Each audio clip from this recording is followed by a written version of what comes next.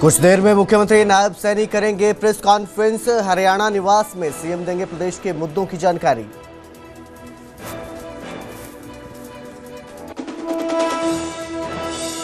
हरियाणा में 20 फरवरी से शुरू होगा बजट सत्र। 2 मार्च को मुख्यमंत्री नायब सैनी पेश करेंगे बजट। 10 से 13 मार्च तक होगी बजट पर चर्चा। 16 मार्च को सीएम देंगे बजट पर जवाब। अस्थायी शेड्यूल जारी।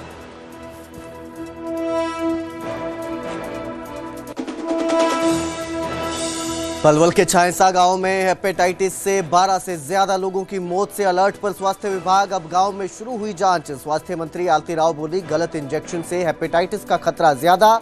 झोला छाप डॉक्टरों की जांच करेंगे। कैथल में कांग्रेस विधायक देवेंद्र हंस पर दर्ज हुआ केस। एसडीएम को झुनझुना पकड़ाने के मामले में हुई कार्रवाई। दुकानों के निर्माण को लेकर एसडीएम से भिड़े थे विधायक।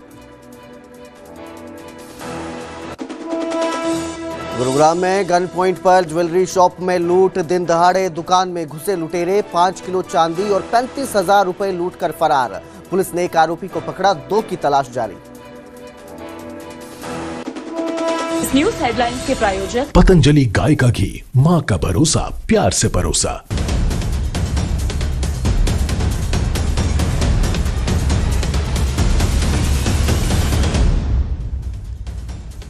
नमस्कार, स्वागत है न्यूज 18 पंजाब हरियाणा में। मैं आपके साथ कुलदीप भारद्वाज। हरियाणा प्राइम की शुरुआत करेंगे मुख्यमंत्री नायब सिंह सैनी के साथ, जो थोड़ी ही देर में प्रेस कॉन्फ्रेंस करेंगे। चंडीगढ़ में हरियाणा निवास में मुख्यमंत्री नायब सिंह सैनी प्रेस कॉन्फ्रेंस करेंगे और इस दौरान प्रदेश से जुड़े मुद्दों की जानकारी मुख्यमंत्री नायब सिंह सैनी देंगे। तो अब से थोड़ी देर बाद ये प्रेस कॉन्फ्रेंस शुरू होने वाली है, जिसमें मुख्यमंत्री नायब सिंह सैनी प्रदेश से जुड़े मुद्दों को लेकर जानकारी देंगे। जो भी है मुद्दे हैं उनको लेकर चर्चा करेंगे और साथ ही जानकारी दी जाएगी।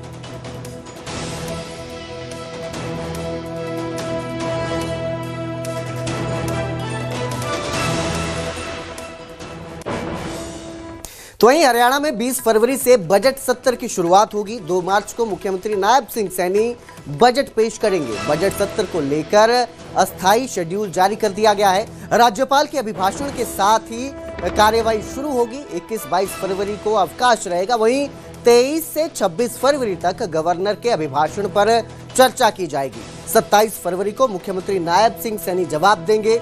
10 से 13 मार्च तक बजट पर चर्चा होगी। वहीं 16 मार्च को मुख्यमंत्री बजट पर जवाब देंगे। तो एक अस्थायी शेड्यूल फिलहाल जारी किया गया है, जिसमें बजट को लेकर किस तरह से कार्यवाही रहने वाली है, विधानसभा में जो बजट सत्र रहेगा किस तरह से उसमें काम किया जाएगा, उसको लेकर यह शेड्यूल जारी किया गया है। अस्थायी शेड्यूल है, हालांकि अभी इसमें बदलाव हो सकते हैं। मेरे सहयोगी अंकित दुदानी हमारे साथ इस खबर पर ज्यादा जानकारी के लिए फोन लाइन पर जुड़े हैं। जी अंकित, एक अस्थायी शेड्यूल जो है वो जारी कर दिया गया है बजट सत्र को लेकर, क्या इसमें अपडेट होने की अभी संभावना जताई जा रही है? अस्थायी शेड्यूल जारी कर दिया गया है विधानसभा के बजट सत्र का, और 20 फरवरी से विधानसभा का बजट सत्र शुरू होगा। तो इसमें मेन बात जो है कि 2 मार्च को जो 2026-27 का बजट है, मुख्यमंत्री जो कि वित्त मंत्री भी हैं वो बजट पेश करेंगे। 20 फरवरी की अगर बात करें तो 20 फरवरी को राज्यपाल का अभिभाषण होगा और उसके बाद 21 और 22 तारीख को छुट्टी रहेगी, क्योंकि शनिवार और इतवार है। और उसके बाद की अगर बात करें तो 23, 24, 25, 26 4 दिन बजट के अभिभाषण पर चर्चा होगी और मुख्यमंत्री अपना जवाब देंगे। और उसके बाद फिर छुट्टी होगी, शनिवार इतवार की छुट्टी होगी 28 और 1 मार्च की। और उसके बाद 2 मार्च को मुख्यमंत्री बजट पेश करते हुए नजर आएंगे। और उसके बाद की अगर बात करें तो 7 दिन में छुट्टियां भी हैं और अलग अलग कमेटियां जो हैं वो बजट का अध्ययन करेंगी। तो 7 दिन सेशन नहीं रहेगा। फिर सेशन 10 तारीख से शुरू होगा और 10 तारीख से जब शुरू होगा तो उस समय बजट पर चर्चा होगी और फिर वो आगे का कार्यक्रम चलेगा। और 16 और 17 तारीख की अगर बात करें तो उस समय जो है विधायी कार्य होंगे और जो बिल पास करने हैं वो होगा। तो इस तरह से ये पूरा शेड्यूल चलने वाला है। ये अस्थायी शेड्यूल है, हालांकि बिजनेस एडवाइजरी कमेटी की जब बैठक होगी तो उसके बाद तय होगा कि क्या फाइनल शेड्यूल जारी होता है। जी बहुत बहुत शुक्रिया इस तमाम जानकारी के लिए अंकित। तो फिलहाल एक अस्थायी शेड्यूल जारी कर दिया गया है और आगे इस पर अभी बदलाव हो सकते हैं। जिस तरह भी बिजनेस कमेटी की जो है वो बैठक होती है और उस तरह से बजट को लेकर इसमें बदलाव हो सकते हैं। तो वहीं कैथल में कांग्रेस विधायक पर केस दर्ज हुआ है। गुहला से विधायक देवेंद्र हंस पर यह केस दर्ज किया गया है। दरअसल एसडीएम को झुंझुना पकड़ाने के मामले में कार्रवाई हुई है।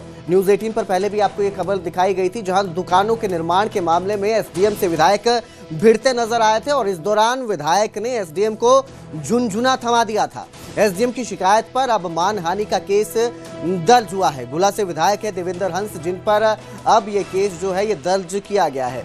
जानकारी के मुताबिक दुकानों के निर्माण के मामले में एसडीएम से विधायक भिड़ गए थे और इसी दौरान उनका ये झुंझुना पकड़ाने वाला वीडियो भी सामने आया था, जो आपकी स्क्रीन पर आपको नजर आ रहा है।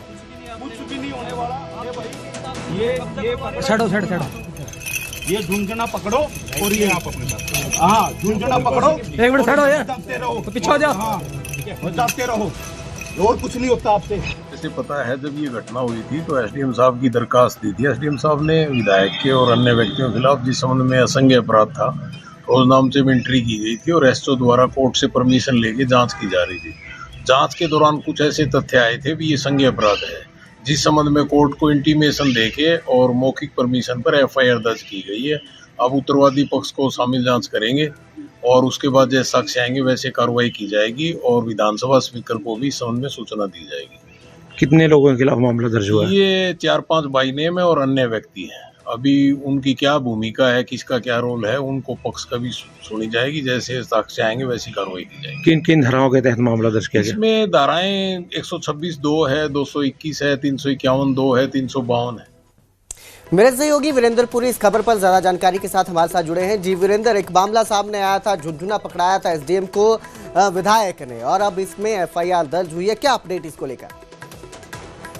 देखिए कुलदीप, लगभग एक महीना पहले जो गोला के विधायक हैं देवेंद्र हंस, उन्होंने अवैध निर्माण को लेके जो बीडीपीओ कार्यालय है उसके परिसर में दुकानों का अवैध निर्माण चला, उसको लेकर शिकायत की थी। लेकिन जब एसडीएम ने, बीडीपीओ ने कोई कार्रवाई नहीं की तो उन्होंने उनको उस वक्त मौके पे बुलाया और बुलाने के बाद यानी नाकामी के तौर पर उन्हें झुंझुना पकड़ा दिया था। लेकिन उसके बाद एसडीएम ने शिकायत की। शिकायत के बाद अब मामला दर्ज हुआ है, जिसमें भारतीय न्याय संहिता की धारा 356(2), 352, 351(2), 221 और 126 के धाराओं के तहत गोला के जो विधायक हैं देवेंद्र हंस और अन्य उसके कई 3-4 साथी हैं, उनके खिलाफ जो है मामला दर्ज कर लिया गया और फिलहाल पुलिस जो है मामले की जांच की गई है। और जो डीएसपी है उन्होंने ये भी बताया कि हम विधानसभा जो स्पीकर है उनको भी इसकी कॉपी भेज देंगे।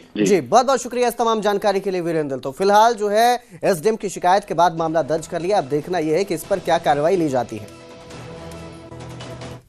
और अब जिक्र करेंगे झज्जर में बैंक कर्मचारी महिला की हत्या के मामले में, जिसमें एक बड़ा खुलासा सामने आया है। पति ने ही पत्नी की हत्या की है। पत्नी के चरित्र पर शक के चलते ये हत्या की गई। पत्नी की हत्या कर दी गई थी और फिर बाद में खुद फोन किया था आरोपी ने पुलिस को और हत्या की जानकारी दी थी। साथ ही कहानी रची गई थी झूठी लूट की। लेकिन अब खुलासा हुआ है कि पत्नी का कत्ल खुद पति ने ही किया था।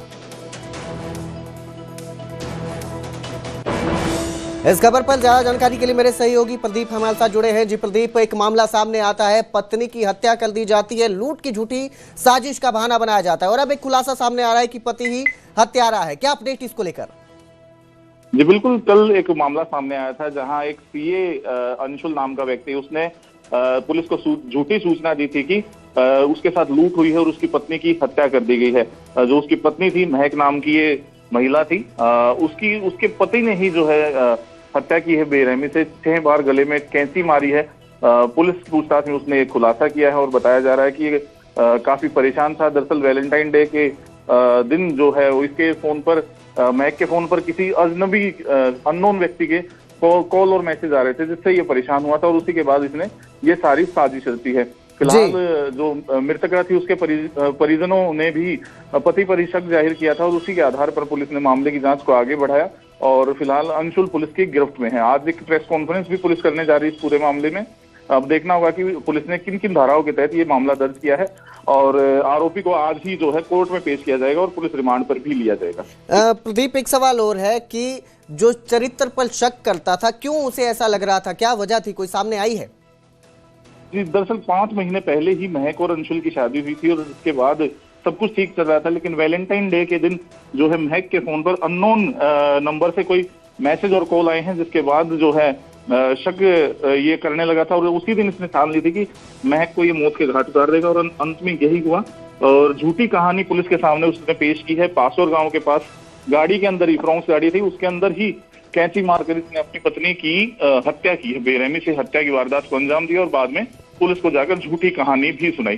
फिलहाल पुलिस पूरे मामले की जांच में जुटी हुई और एक प्रेस प्रदीप, इस सारी जानकारी के लिए। तो फिलहाल एक झूठी कहानी रची जाती है, लेकिन जब पुलिस को शक हुआ, पूछताछ की गई, थोड़ी सख्ती बरती गई, तो इसका खुलासा होता है कि खुद अंशुल ने ही अपनी बीवी को मौत के घाट उतारा है। अब जिक्र करेंगे पलवल के छायसा गांव का, जहां 12 लोगों की मौत के बाद अब स्वास्थ्य विभाग जो है वो मुस्तैद हो गया है। हड़कंप मच गया था 15 दिनों में 12 लोग की मौतों के बाद, और अब मरने वालों में 5 स्कूली बच्चे भी शामिल थे। अब स्वास्थ्य विभाग की टीम ने गांव में कैंप लगाया है और जानकारी के मुताबिक करीब 600 लोगों की स्क्रीनिंग की गई है। 29 लोगों में हेपेटाइटिस सी की पुष्टि हुई है, वहीं 3 लोगों में हेपेटाइटिस बी पाया गया है। और इस सब के पीछे गंदा पानी इन मौतों की वजह बताया जा रहा है। तो आपको बता दें कि गांव है पलवल का छायसा, जहां हेपेटाइटिस के चलते 15 दिनों में 12 लोगों की मौत हो गई है। अब हेपेटाइटिस क्या होता है आपको ये भी बताते हैं। दरअसल हेपेटाइटिस लीवर में होने वाली सूजन है और ये 5 प्रकार की होती है। Hepatitis A, hepatitis B, hepatitis C, D और ई। ए और ई खाने और पानी से होता है, वहीं सी और डी जो है वो संक्रमित खून की वजह से होता है। इसके साथ ही ये 5 प्रकार का होता है हेपेटाइटिस, जो लीवर में होता है, लीवर में होने वाली सूजन होती है।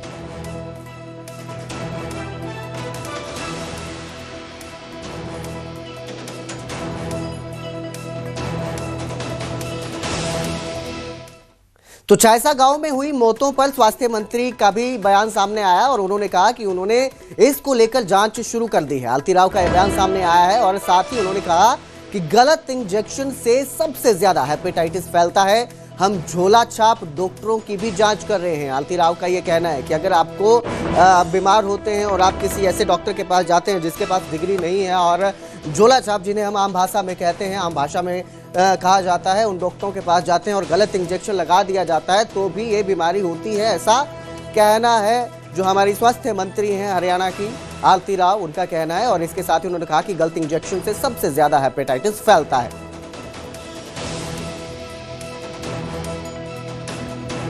जी, सच बात तो यही है कि आंकड़े तभी होते हैं जब कोई अस्पताल में लेके आता है और फिर जांच होती है। तो अकॉर्डिंगली हमारे पास 11 केस ऐसे कहने के लिए आए थे, जिसमें से 7 निकल के आए हैं कि हेपेटाइटिस सी और बी और सी की शिकायत थी उनको, जिनमें से 4 जो थे, जो 7 लोगों का देहांत हुआ है, जिनमें से 4 बच्चे थे। अब हमने तहकीकात शुरू कर दी थी कि किस वजह से ये हेपेटाइटिस बढ़ रही है, कहाँ कैसे हो रही है। कुछ हमने इन्वेस्टिगेशन, ये जो छोला झाप भी होते हैं जिन्होंने शायद कोई इंजेक्शन तो नहीं दे दिया जिसमें हेपेटाइटिस, क्योंकि हेपेटाइटिस सबसे आसानी से तो सुइयों से ही आगे फैलता है। साथ ही जहाँ जहाँ पानी है वहाँ हमने पानी की भी जांच करवाई है और क्लोरिनेट करवाया। डीसी साहब was on the job there, और पब्लिक हेल्थ डिपार्टमेंट, ग्राम पंचायत दोनों के साथ, विभाग के साथ जो भी दूषित पानी है उसको साफ करने की कोशिश की। उधर रोहतक में अस्पताल के सामने दिनेश गोगा की हत्या कर दी गई। दिनेश की हत्या करने का एक सीसीटीवी भी सामने आया है, जहां बदमाशों ने सरेआम युवक को गोलियों से भून डाला। सीसीटीवी में ताबड़तोड़ फायरिंग करते हुए बदमाश नजर आए हैं। रोहतक में यह मामला सामने आया।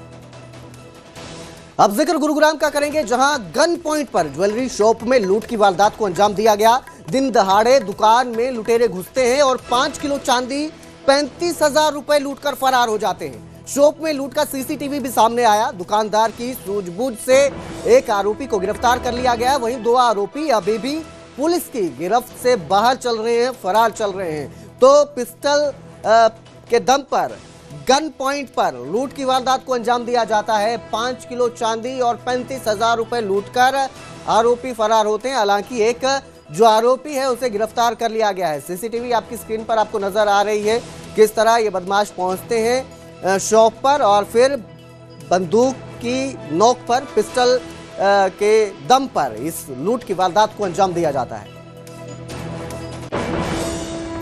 नूंह में दो पक्षों में हिंसक झड़प हो गई। एक दूसरे पर लाठी डंडों और पत्थरों से हमला किया गया। दोनों पक्षों में हिंसक झड़प का वीडियो भी सामने आया। पुलिस ने इस पूरे मामले में 9 लोगों के खिलाफ मामला दर्ज किया है, नामजद किया गया है और 14 फरवरी का यह पूरा मामला बताया जा रहा है। दो पक्षों के अभय चौटाला पर भतीजे दिग्विजय का बड़ा बयान सामने आया है और उन्होंने कहा कि वो टायर्ड भी हैं, रिटायर्ड भी हैं। दिग्विजय चौटाला का यह बयान है, उनका प्रदेश में कोई भविष्य नहीं है, ऐसा भी दिग्विजय चौटाला ने कहा है। तो अभय चौटाला पर भतीजे दिग्विजय का यह बयान है जो सामने आया है। उन्होंने कहा कि वे सौरभ गांगुली की तरह आखिरी पारी मांग रहे हैं।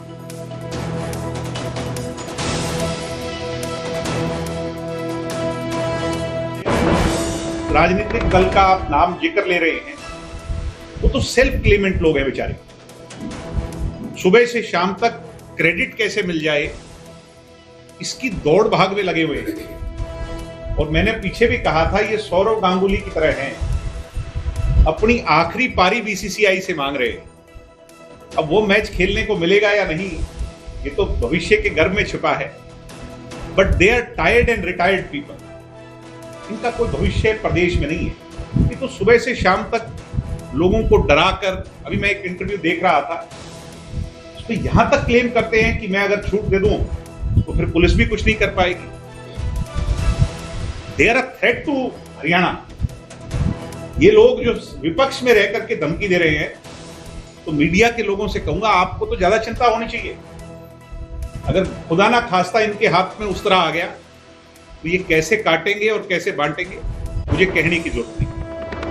और अब जिक्र करेंगे कैबिनेट मंत्री अनिल विज का, जो नहाते समय हादसे का शिकार हो गए और वॉशरूम में फिसलने की वजह से उनके दोनों पैरों में फ्रैक्चर आ गया है। डॉक्टरों ने 1 महीने की बेड रेस्ट की सलाह दी है।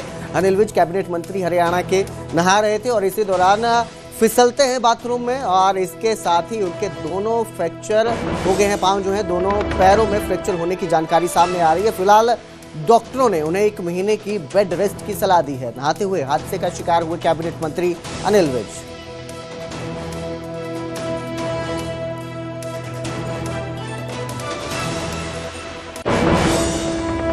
हरियाणा प्राइम में फिलहाल इतना ही। बाकी की खबरों के लिए देखते रहिए न्यूज़ 18 पंजाब हरियाणा।